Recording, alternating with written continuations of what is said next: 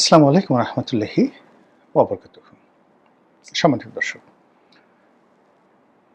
Doctor Mohammad ইউনূসের জামানাতে মার্কিন যুক্তরাষ্ট্রের সঙ্গে বাংলাদেশের যে একটা চুক্তি হয়েছিল, এটি এখন গোলামির চুক্তি হিসাবে, দাসত্বের চুক্তি হিসাবে মোটামুটি টেকনাফ থেকে তেঁতুলিয়া পর্যন্ত সমস্ত মানুষের মুখে মুখে ফিরছে। পরিস্থিতি জটিল হয়ে পড়েছে এবং এই চুক্তিকে এখন আর কেউ ধারণ করতে চাচ্ছে না। ডক্টর মোহাম্মদ ইউনূস এবং তার যারা লোকজন তারা বলার চেষ্টা করেছেন যে এই চুক্তি তারা করেছেন বিএনপি এবং জামাতের সঙ্গে পরামর্শ করে। বিএনপি চুপচাপ আছে, তারা ইনিয়ে বিনিয়ে যে কথা বলছে যে এটা ইউনূস জমানাতে হয়েছে। একটা রাষ্ট্রের সঙ্গে আর একটা রাষ্ট্রের যখন চুক্তি হয় এটা খুব সহজে বাদ দেওয়া যায় না, আমরা এটা পরিমার্জন বা রিভিউ করার চেষ্টা করব, ইত্যাদি ইত্যাদি কথাবার্তা। কিন্তু তারা কেউ বলছে না যে নো, ডক্টর মোহাম্মদ এই চুক্তি ইউনূস করেছেন, আমরা এই চুক্তির ব্যাপারে কিচ্ছু জানি না, এটা আমাদের উপর একটা বোঝা হিসেবে আসছে। যেভাবে শেখ হাসিনার জমানাতে যে অন্যায় অপরাধ, যে ঋণ, যে অনিয়ম, দুর্নীতি, ফোকলাকর অর্থনীতি যেগুলো উত্তরাধিকার সূত্রে পেয়েছি, একইভাবে এই চুক্তিটিও আমরা উত্তরাধিকার সূত্রে পেয়েছি। এই কথা বিএনপি বলতে পারছে না বুকে থাপ্পড় দিয়ে। ফলে কি হচ্ছে, লোকজনের যে রাগ, ক্রোধ, ঘৃণা বারবার বাড়ছে, ক্রমশ বাড়ছে। ভীষণ রকম আজে বাজে কথাবার্তা বলা হচ্ছে।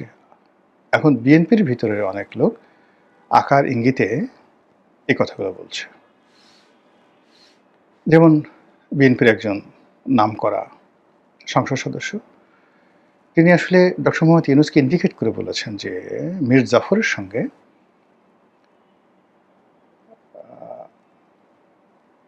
রবার্ট ক্লাইভের যে যুদ্ধ হয়েছিল, বেইমানের চুক্তি হয়েছিল, দেশ বিক্রির চুক্তি হয়েছিল, ন্যাশনাল ট্রেজারি বিক্রির চুক্তি হয়েছিল, এদেশের জনগণকে ২০০ বছরের গোলামিতে সেই যে আবদ্ধ করার, শৃঙ্খলিত করার যে চুক্তি স্বাক্ষরিত হয়েছিল, এই চুক্তিটি আমেরিকার সঙ্গে বাংলাদেশের যে চুক্তিটি ঠিক এইরকম।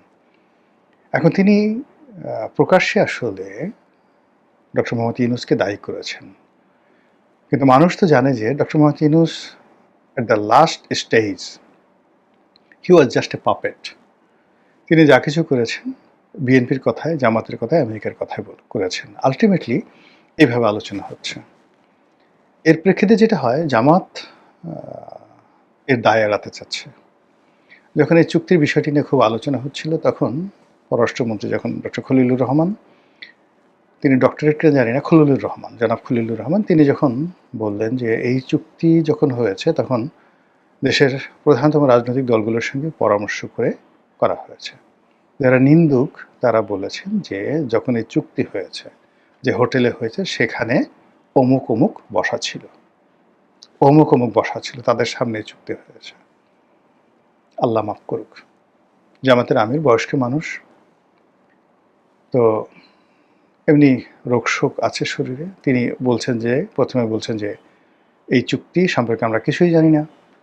এখন লোকজন বলার চেষ্টা করছে কে বলেছে সত্য, জামাতের আমির সত্য নাকি ডক্টর খলিলুর রহমান। এটা আসলে জামাতের আমিরের জন্য ভীষণ রকম একটা অপমান। তিনি সত্য বলেছেন না মিথ্যা বলেছেন, এটা নিয়ে যখন খলিলুর রহমান সাহেবের সঙ্গে তুলনা করা হয়, অন্য কারোর সঙ্গে তুলনা করা, ইট মিনস তিনি যে সত্য বলেন না বা তিনি যে মিথ্যা বলতে পারেন, এই ব্যাপারে মানুষের বিশ্বাসটা 50-50। এই অবস্থা যখন চলছে, তিনি অনেকদিন চুপচাপ থাকলেন। তারপরে আবার যে গত কয়েকদিন আগে তিনি বললেন যে আমেরিকার সঙ্গে যে চুক্তি হয়েছে সেই চুক্তি সম্পর্কে জামাত কিছুই জানে না। এখন এখানে যে সমস্যাগুলো দেখা দেবে আগামীতে এই চুক্তি নিয়ে, প্রথম সমস্যা দেখা দেবে যে এই চুক্তির কারণে আমাদের যে জনগণের রোষ, এটা বাড়তে থাকবে। এই চুক্তিতে কি হলো, লাভ হলো, কতটা লস হলো, ডাজ নট ম্যাটার। প্রথম হলো এটা একটা গোলামের চুক্তি, আমেরিকার সাথে হয়েছে, বিএনপি করেছে, জামাত করেছে, ইউনূস করেছে, সব খারাপ। এই হলো আমাদের দেশের একটা নর্মাল, যাকে বলা হয় মানুষের অস্থিরতা, এবং মানুষ এরকমই। এখানে মানুষ হজরত ঘোড়া শাহের মাজার জিয়ারত করে, এটা নিয়ে দেলোয়ার হোসেন সাইদের একটা বিখ্যাত গল্প আছে। যা হোক, তো ঘোড়াও নাই, শাও নেই, সে ঘোড়া শাহ সে ঘোড়াসার মাজার তারা জিয়ারত করে। এখানে ন্যাংটা পীরের মাজারকে নিয়ে মার্ডার হয়ে যায়, খুনাখুনি হয়ে যায়, পীর ন্যাংটা পীর এরকম। তো যাই হোক, এই বাংলাদেশে মানে যে কোনো সত্যর চাইতে, সত্য কথার চাইতে গুজব বেশি শক্তিশালী।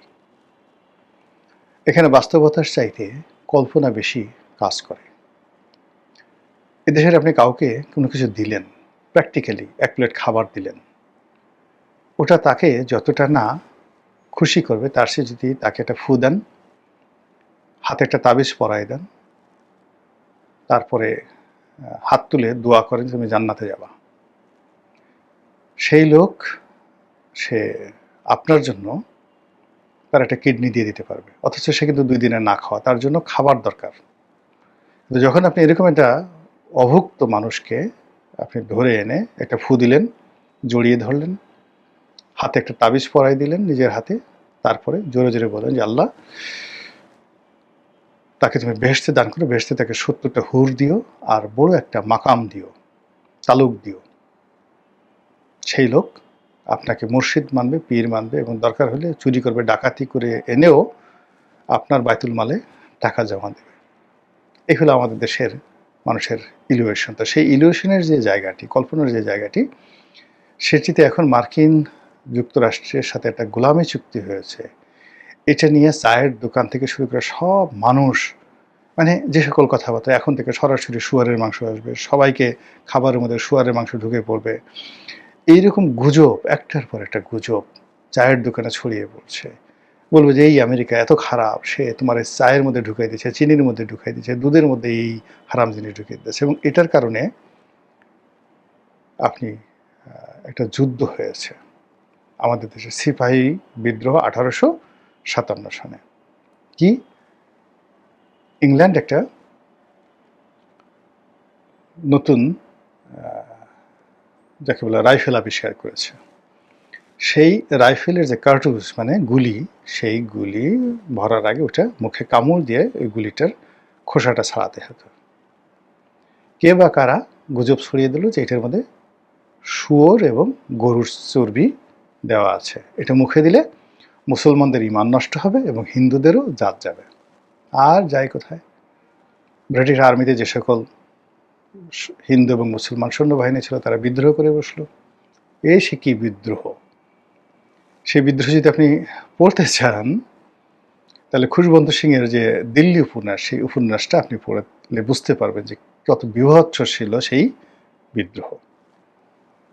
তো এই হলো আমাদের দেশের, মানে পুরো সাবকন্টিনেন্টের মানুষ গুজবের পিছনে কিভাবে ঘুরে, এবং সেই গুজবটা শুরু হয়ে গেছে এখন মার্কিন যুক্তরাষ্ট্রের সঙ্গে আমাদের যে চুক্তি, সেই চুক্তিকে কেন্দ্র করে।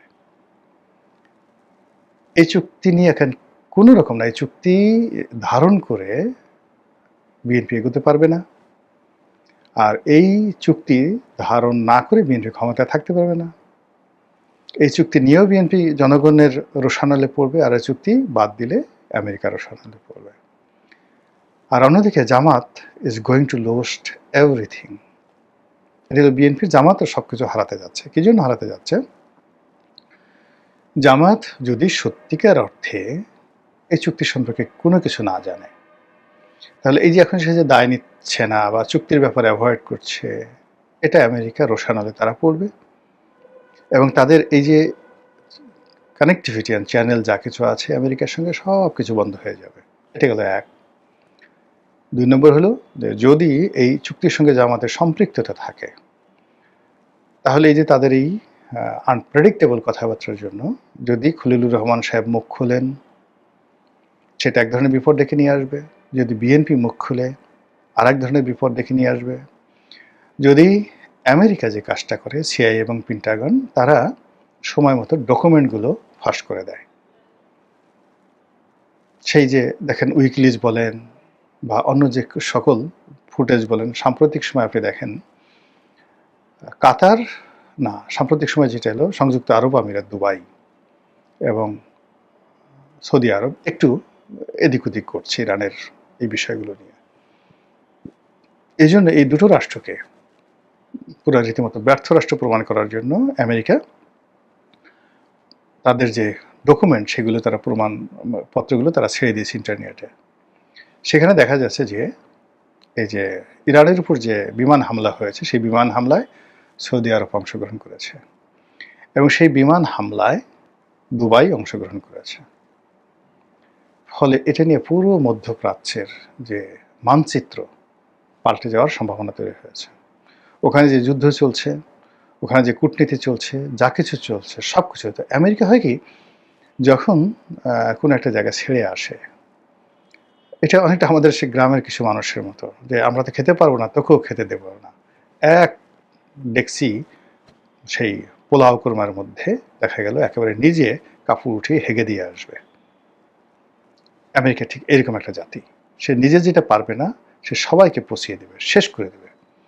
সেই ঘটনা তারা কম্বোডিয়াতে করেছে, সেই ঘটনা তারা ভিয়েতনামে করেছে, সেই ঘটনা তারা মায়ানমারে করেছে, সেই ঘটনা বাংলাদেশের মুক্তিযুদ্ধ তারা করেছে। It's a country. তো এই কান্ট্রির খপ্পরে যদি জামাত বিএনপি পড়ে থাকে, তারা এই চুক্তির ব্যাপারে আজীবন, মানে দেশ জাতিকে শৃঙ্খলিত করা তো পরের ব্যাপার, বিএনপি এবং জামাতকে আগে নিজের হাতে নিজেরা হ্যান্ডকাপ পরিয়ে, পায়ে ডান্ডা বেড়ি পরিয়ে, তারপর আমেরিকার রাষ্ট্রদূতের কাছে গিয়ে আত্মসমর্পণ করতে হবে। হুজুর, আমাকে মাফ করে দিন, এ সব আপনার, আপনি যাহা বলিবেন তাহাই হইবে। একই ঘটনা ইরাকে ঘটেছিল, একই ঘটনা লিবিয়াতে ঘটেছিল, একই ঘটনা সিরিয়াতে ঘটেছিল। তো কাজে এই ইতিহাসগুলো আমাদের এখানে আবার সামনে চলে আসছে।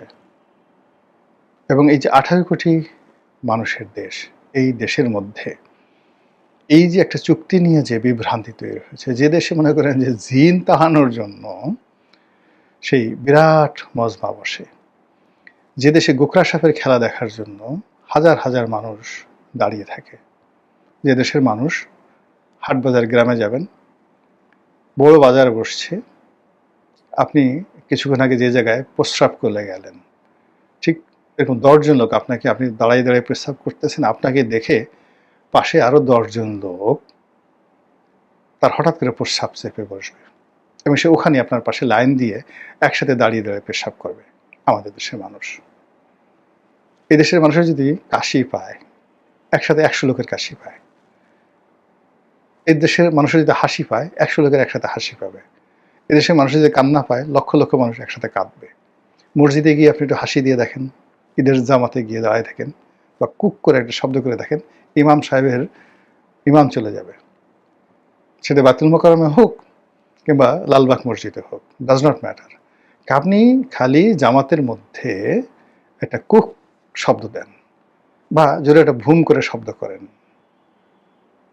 বা একটু মানে যে কোনো একটা ভুল করেন, ধরেন সেজদায় রুকুতে না গিয়ে সেজদায় যান, বুড়া বুড়া মানুষ হাসতে হাসতে অস্থির হয়ে যাবে।